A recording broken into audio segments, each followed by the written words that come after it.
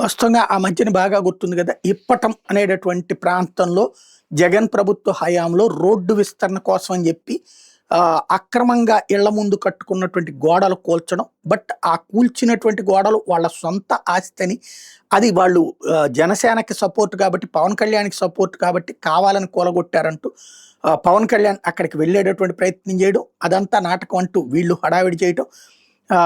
దాని తర్వాతన అతన్ని పర్యటనకి పర్మిషన్ ఇవ్వలేదని పోలీసులు ప్రకటిస్తే, ఎవడరా నన్ను ఆపేది అంటూ వెహికల్ మీదన తను భారీ కాన్వాయ్‌తో అక్కడికి వెళ్ళడం, ఇదంతా చూసాం అప్పుడు.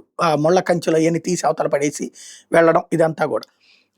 ఆ విధంగా దేశవ్యాప్తంగా గూడా ఇప్పటం పేరు ప్రాచుర్యంలోకి వచ్చింది. మన తెలుగు వాళ్ళందరూ గూడా గుర్తుపెట్టుకున్నారు.